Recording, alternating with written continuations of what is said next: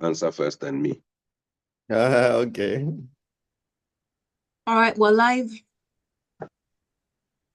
Love music, love life. It's now time for Freshly Pressed right here on Smooth Breakfast on Smooth 98.1. And it means it's time for us to review the top stories from the Nigerian newspapers and talk about what's happening, who is making what law concerning what, and what bill is being passed. What do you think about it? What do you agree with? What do you disagree with in a civil and polite manner, please?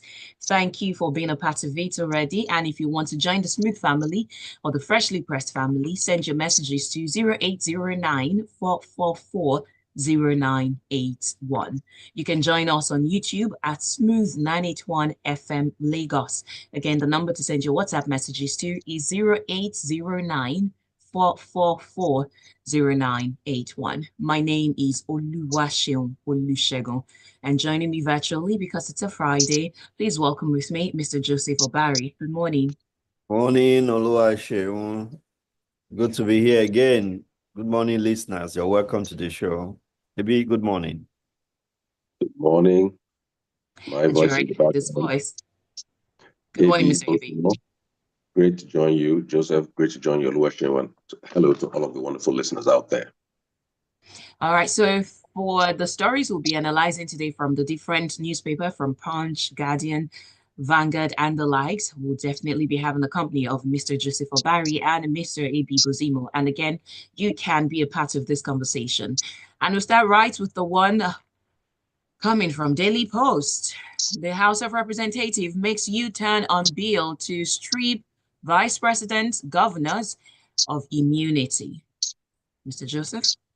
Well, it was an interesting development when the amendment was introduced to want to strip them of immunity. And the reason they said was to encourage accountability and discourage impunity. I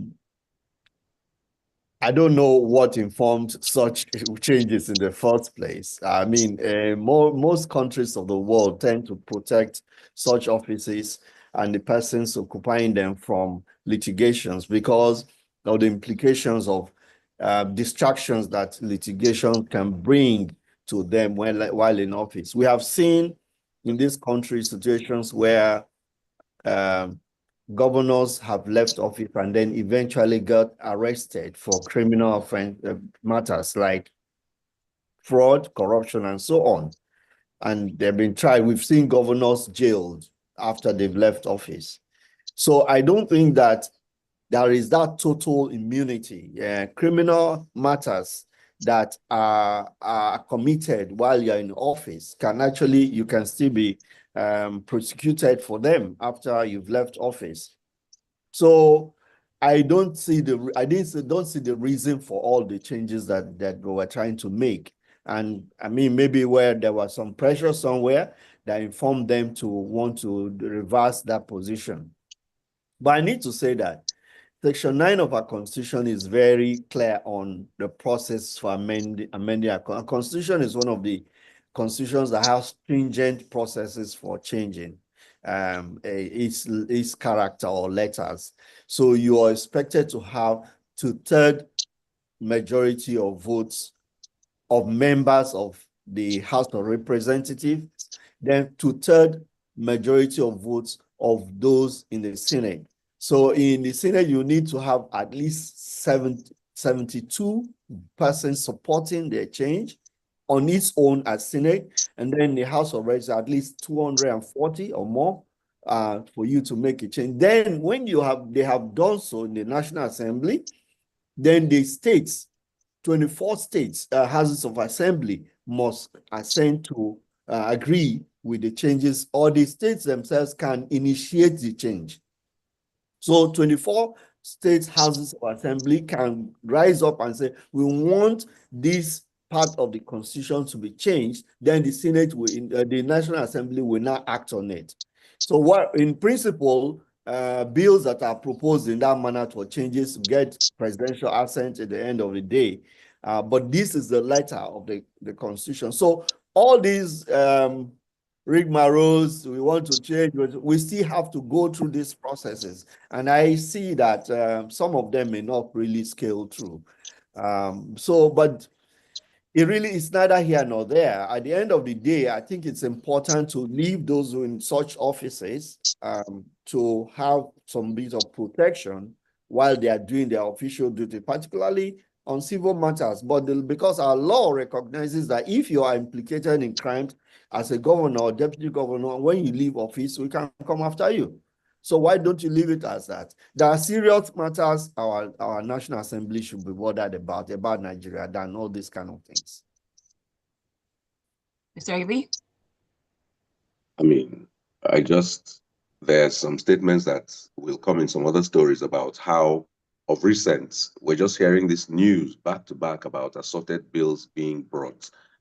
And I'm wondering whether those bills have much or anything indeed to do with what ordinary people are going through right now and what the future of ordinary Nigerian lives would be like in the immediate future. I don't know how this bill was conceived as a thing whose time has come. What thinking process, or was there a thinking process behind it?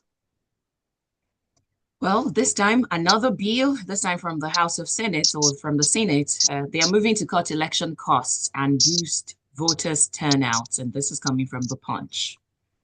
Okay, I would say, clearly elections have been an issue, how they're conducted, how credible they are, etc. These have been part of the discourse over time. And in this story, where we learned that initially elections were 1.5 billion to conduct across the country, and they have climbed up to about 350 billion budgeted for them. And the question is asked, is this really a good use of Nigerian resources? And, while thinking about this story, I asked myself, what is the budget of the National Assembly? Roughly that 300 and something billion too. And in my mind, is this really a good use of Nigeria's money with these kind of bills that they're bringing up? But setting that aside, I have long been an advocate for same-day elections. I think it's preposterous that we shut down a nation for 2 separate days just to elect people who behave like this, as a matter of fact. Maybe they behave better, might say it's worth it, but this shutting down the country for 2 days for these results is a waste of money. And there is nothing that says when I go and vote for one person, I cannot vote for another and another and another. I don't think Nigerians are incapable of seeing papers. I'm seeing some opposition that illiterate people might be confused. Excuse me, people who are illiterate go to market every day and conduct transactions confidently and consistently. So I don't want that kind of weak thinking from members of the National Assembly. I think it is worth doing. They're talking about improving electoral efficiency. I think one of the most important things, and they also talked about how you want to reduce the campaigning period. It tells me the mentality. For some of them, they actually think that campaigning is a separate, distinct thing. Not understanding that once you enter office, you should see yourself in campaign mode by your performance. Everything you do should be towards demonstrating how worthy you are of that office and how you should merit maybe a return to office and all that. But talking about improving voter participation, we all, at least in my experience, we know that many times because of certain elections, people turn out more, and other elections, they don't turn out. So truly, if you consolidate them together, the same people who would make the effort to vote could all participate in all of the offices. And also, there was another story we took a couple of days ago where the issue of absentee ballots arose. So we should actually, while trying to change this, let's see what we can do to ensure that we can add those who may not be able to vote on a particular day for a specific reason. People like our security service, so typically deployed all over the place, they cannot vote before elections. So these are just things to think about. But honestly, I think one of the largest wastes of money in Nigeria right now has got to be how much we spend on elections to get these kinds of people that are not moving the country forward. So yes, let's find a way to consolidate them all on one day. But beyond that, let's look at what are we electing people to do, and let us articulate what we expect elected officials to do, rather than having voice votes in a Senate on an issue that should have a mandatory roll call and consider that normal. Thank you.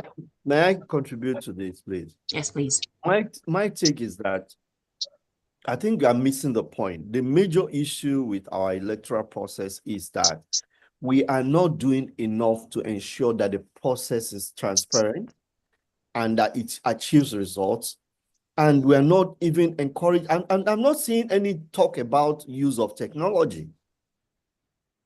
If you say you want to hold election in one day, why is technology being excluded from this conversation? Because it might be too honest. Yeah, so those are the things. If Beavers had issue, okay, so can we do it better? Can we not even write it into the law to say, look, INEC must come up with the best kind of electronic solution to our voting and all that. Like Ibi has said on this program, we have organizational bodies, NBA, the different professional bodies who vote elections, they do elections electronically. So I don't need to leave my house. I don't need to leave my house. I sit down and do. So those who can go to the center can go and vote. Those who can vote from home can vote. And life goes on. In other parts of the world, we don't shut down the country. Those are the things we need to be hearing people talk about in the National Assembly. What are these kind of issues? You know, it just buggers. I mean, I don't understand. One last sentence. Beavers actually worked. I got to my polling station, I put my thumbprint in, and I was recognized. So truly, you can extend that machine to also make the votes work without glitches, quote unquote. Well, it gets worse or better, depending on the side that you are on this divide. And this is coming from Punch. 60-year age limits. The People's Democratic Party, the Coalition of United Political Parties, and the Social Democratic Party have condemned the House of Representatives' move to impose age limits for the offices of the president and governor in the country. Well, I think that's the most ridiculous of all the amendments that you're trying to make. That's what you get for 350 billion. I mean, for goodness sake. Well, that's a list of our problems. And the parties were very vehement, particularly the opposition, but are very vehement on this matter. I mean, for goodness sake, that's not our problem. That is not our problem. You see, leaders in the past in Nigeria were very young people. They were less than 40 or 50 in the past. But where has it gotten us as a people? It is the nature, the kind of the orientation of our politics, our political elite, that's our problem. The parties, all the party spokesmen that were interviewed talked about incompetence, lack of capacity, corruption as the bane of Nigerian governance. So why are we not addressing those issues? Why are we talking about, we should address capacity? We saw a video that's trending of a member of House of Reps who couldn't even make a statement. He couldn't even just move a motion. He could not even, he was being helped, guided, coached, and he couldn't make a sentence. Those are the issues we need to address. So if you are unable to speak English and you can speak Yoruba fluently, why don't you speak it and there's a translator or whatever that can pass on? Those are the kind of things we should be addressing so that there's participation. If his people felt that he was good enough to represent them, why should English, expressing himself in English, become an obstacle to his participation? Those are the kind of creative thinking we should be expecting for our National Assembly, and not things like, oh, how old should the president be? How old should this be? Who should this be? Or because you only eliminate all these people who are older, then it is our turn to vie for position. That's the only interpretation I have of it. The younger people now want to have a field play so that they muzzle out all these other people, then they can now put themselves forward, right? But what's their capacity? What are we seeing? Even from these kind of things they are doing, what are we seeing? What do we expect to find from them? Mr. Ibi? The interesting thing was that this was a motion sponsored by Ikenga Buchinyere, one of the leading voices of CUPP. Yet, within CUPP there was vehement opposition. It's almost like even in his own body that he leads, he could not muster the support, and he went ahead to do it. So is that one saying he's a capacity leader? Question. Well, the next one is coming from the Punch still, and the Northern Youth Council of Nigeria has vehemently rejected a bill seeking to convert the 37 local council development areas in Lagos State into full-fledged local government areas. And that will be Mr. Joseph. No, that's Oh, me. no, Mr. Ibe. Please go ahead. Yeah. I'm intrigued by this story on a number of levels. First of all, why are the Northern youths so vehemently opposed? It's just, I'm curious. They didn't say they're going to sponsor local governments in their place. And the word vehement is an interesting word. It indicates very strong sentiments. I've not heard the Northern youth vehemently against the terrorism that is slaughtering so many of their people there. I've not heard them vehemently opposed to the fact that in almost every social indicator, the North as a whole is not well placed as a nation. I've not seen the Northern youth vehement about anything except something to do in Lagos. Curious on the surface of it.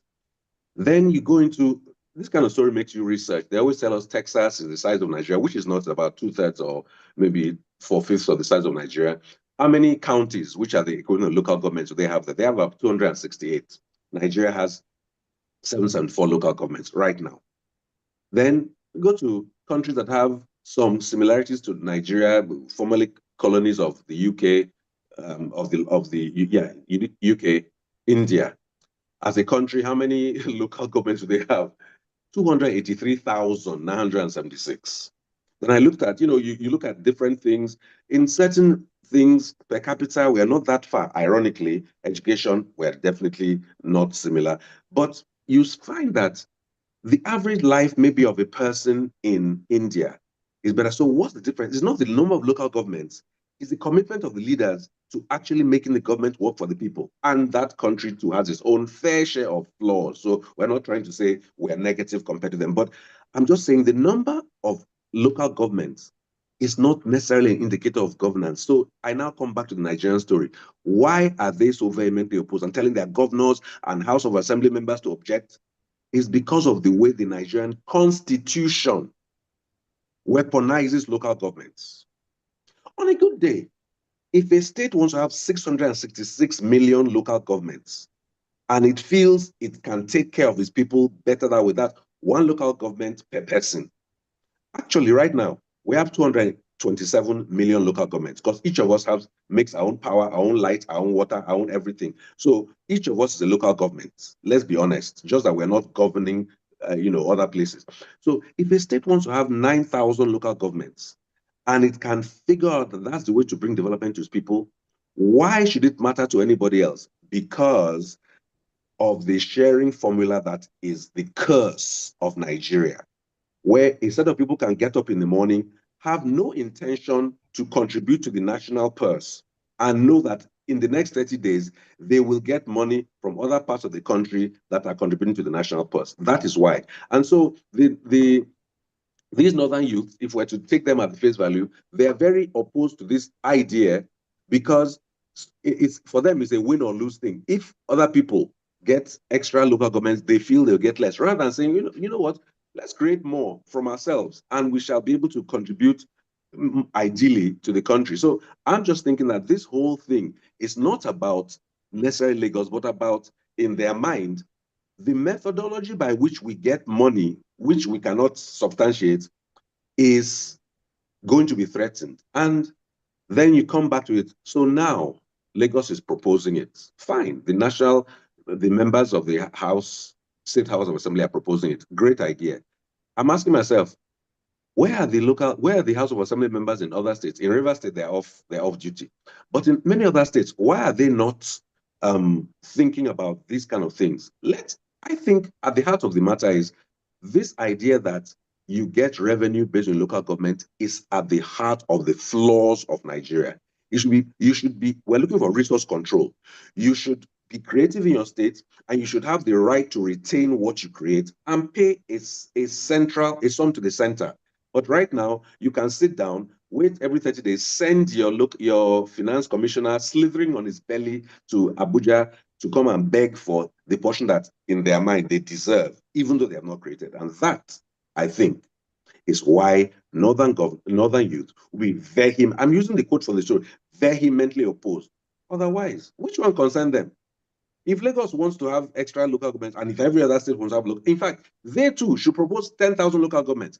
As long as they're not taking more money, I'd have no problem with Kano or every northern state adding exactly 200,000 more local governments to themselves. As long as it doesn't concern me. Right now, it concerns me because whatever is being done in my state or other states will now go to them based on that local government thing. So the fault is not Lagos, the fault is Nigeria's constitution. Thank you, Mr. Joe. My contribution is that I take a bit out of what the leader of the group said, which is I look at it from a different perspective that, I mean, Bill was very right. The basis of the opposition is just flawed. I mean, it's selfish and it's ill-motivated. But they said something very important, that there should be a fair and comprehensive review of the entire local government structure in the country. I think it was so narrow for these sponsors of this bill to just, a sponsor is a member representing Ikeja federal constituency in the House of Reps. And he was able to get the support of 21 other persons to back his bill. Fair enough. But then I think it's too narrow to just look at just Lagos and take it out and want to push for Lagos. There are other states that have similar kind of people who feel their local governments, they shouldn't belong to this local government, or their local government is too small and it needs to be split. Since our constitution, because it's 724 local governments as clearly stated in the constitution, and they are listed in the schedules of the constitution. So it's more or less, it's a national thing. So, but then if you're discussing it, then of course it should be more, it should be broader. It shouldn't be made like, oh, it's just a Lagos thing. And the implication that these local development centers that were created by the current president, so it will be interpreted to mean that maybe he's even behind it. So those are the sensitivities around it. So I think that the sponsor should have been more nationalistic and broader in his presentation, such that it garners more support. But like I stated before, there are processes to amending the constitution. This is a constitutional matter too, because eventually you're going to have to alter the constitution to reflect the new numbers and so on. So you should have made consensus building, would have been able to address even this, like, whatever is their selfish motive, would have taken care of it, would have silenced them. So those are the things that we need to always take into consideration when we are looking at matters this way, not just that narrow prisms of, oh, this is what affects Lagos. No. Because at the end of the day, the rest of you must get the number. How are you going to make them feel part of this bill or you're presenting if they cannot have a consensus on it? So I think the sponsor made the mistake. I would just say you are correct that he's the sponsor representing Ikeja. He's talking about those he's representing. That's why I asked the question, what are all the other National Assembly members doing if they're not bringing these things up? But you're right, there's a process and it's arduous, and if he doesn't build consensus, it won't work. I'm just so concerned about this vehement opposition that didn't show up for other things, including life-threatening things. Vehement opposition. Interesting. We'll quickly take some messages before we do another story. And this one is coming from Mr. Ajayo Lonilua, who says, good morning, Oluwaseun.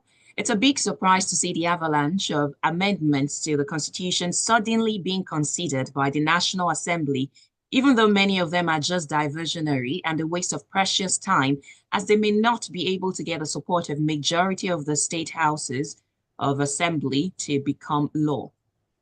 Peter says, good morning, Nigerians and the Smooth family. House of jokers, always majoring on things that don't add value to me, the ordinary citizen. Their IQ is low, earning money with no clear impact. Nigerians, when we're ready, we know what to do. Stop collecting one tire from politicians. Tony from Ikeja says, good morning. The age limit debate going on in the House of Representatives is a no-brainer. Truth is, if it becomes a law today, Ganduje and his principals will automatically turn to under 40. After all, age is all about numbers. Rexy from Surulere says, the misguided northern youths don't want Lagos to get commensurate funds from the FAC. They should wake up and smell the coffee. The military era is long gone. And Steve Ikelu from Maryland says, it's laughable, some thought coming out of National Assembly. Pegging age limit as part of electoral value to me is baseless. Those we have had in leadership below 60 years, how did they fare? Example, Yahaya Bello. Honestly, this particular National Assembly members seem to be the worst in people-oriented bills. God have mercy. Daniel from Festock says, hello, Smooth. The northern political class are more politically aware, so they understand the danger of creating more local governments. It's up to other regions to exercise their rights and express their views as strongly as the northern part of Nigeria. We really need to practice true federalism. You can keep the messages coming. We'll take them after this one. And up next, let's talk about another bill. A bill to create the office of the Prime Minister as head of government and the office of the President as head of state, and to provide a framework for the mode of election to the said offices, has passed second reading in the House of Representatives. Mr. Joseph? Oh my goodness. I wish I'd not be talking about this, honestly, because it's just laughable. You know, you cannot have a structure where you have for a long time now we talk, let's restructure Nigeria.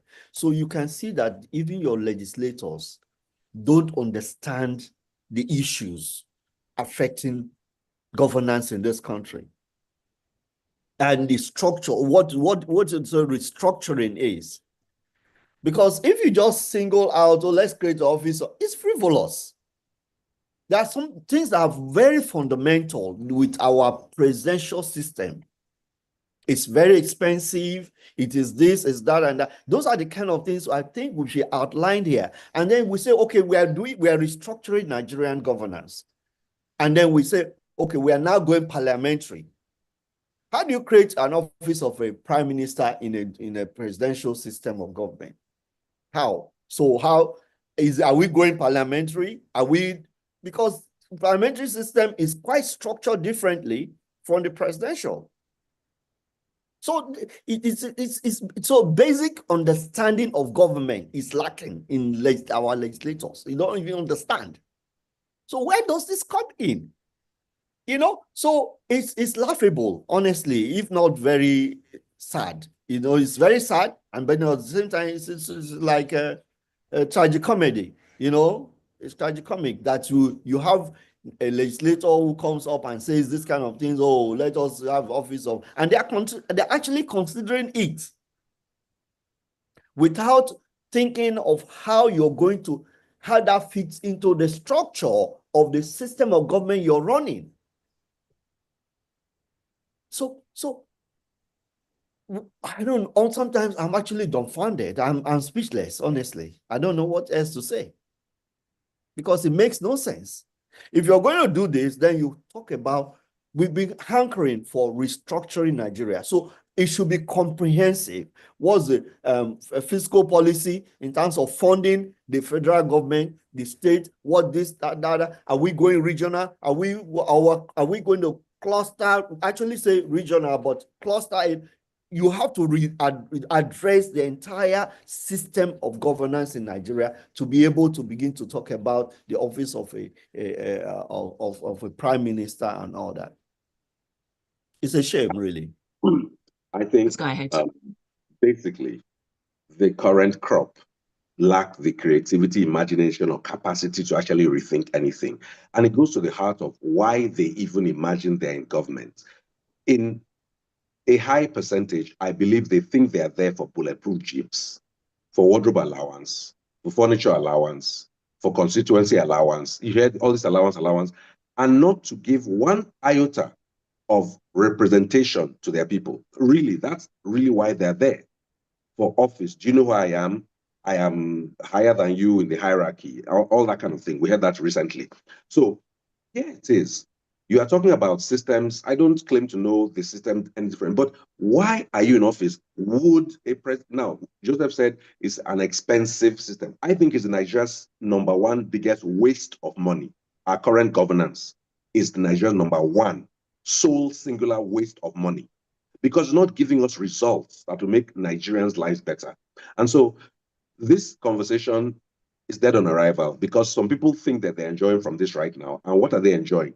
Those aforementioned jeeps, allowances, trips abroad to parliamentary holdings, things happening abroad. But only at election time do they now think to buy branded bags of rice with their ugly mugs and give to people to vote for them alongside paltry dashes of 2,000 naira, which is a real pity. They don't understand why they are in office. In almost no other profession can you wake up in the morning completely clueless about why you are going to work. You wake up to go to that studio, Oluwaseun, knowing you have a duty, coordinate all of us, etc. I do the same thing as an actor. I go to a site, I need to make things happen. Joseph does that in his law courts, etc. Parliamentarians come there and sit down and see how many of them can get away with dozing without being captured on camera. That's fundamentally what they do. And that's why they will say, you know, I just woke up. How about we just try this system or that system? Preposterous. There was a time I used to wonder why I would see men, especially men, read newspapers with a cup of tea beside them. I didn't understand why. But with the news stories you go through every day, especially out of Nigeria, now I understand better that the calming effects of the tea is very important to just make you calm. Otherwise, you lose your mind. You could lose your mind. I'll take the final messages as we call it a morning today. Joseph Maye from Silver Estate Ejibo says, good morning. Every day in the now issues in the front burner is never for citizens' benefit. A speaker talking that the Lagos LCDAs should be transformed into local governments, but the court instructed that funds should go straight to local governments, not the state government, which decides how the money is shared. Till today, that discourse is still sleeping. JP says, good morning, Smooth. The legislative and executive arms of government should be one of stellar minds. Sadly, this seems missing with proposals on the floor. Long road ahead. Sad. Well, cheers, JP. And Barrister Dan Okuda from Migondo says, good morning, the crew. It's becoming clear that the intellectual capacity of members of the National Assembly is very low. And Peter says, I will say it again. This current National Assembly members are empty brains. When the purpose of a thing is not known, abuse is inevitable. That was a country. Unfortunately, we have to go, and we're glad to be taking a break from the news for a bit. So we hope that we will have a good weekend. Thank you very much for your presence, Mr. Ibi. Thank you for your presence, Mr. Joseph. And Always. Any final word? It has been a privilege joining you each morning. You have a wonderful rest of the weekend, and the same thing to all of the wonderful listeners out there. Well, it's been an exciting session. Even though laughing for most of these things, but there are serious national issues, and as Nigerians, I think we should continue to voice our concerns about what is going on, and as citizens, in whatever way we can, let us express our views and be participatory in our democracy. You have a wonderful weekend, Oluwaseun, and the rest of us out there. Thanks. Thank you. And 15 minutes past 8 o'clock, it will be sports news, sports stories, and hopefully that one takes our mind off whatever's happening. And we're going to have a good time, as always, on the locker room. So please join us at 15 minutes past 8 o'clock. My name is Oluwaseun Olusegun. I like the way you call your name. Oluwaseun, you are wearing gloves. Now what for you? It's Russia in here. Better protect yourself.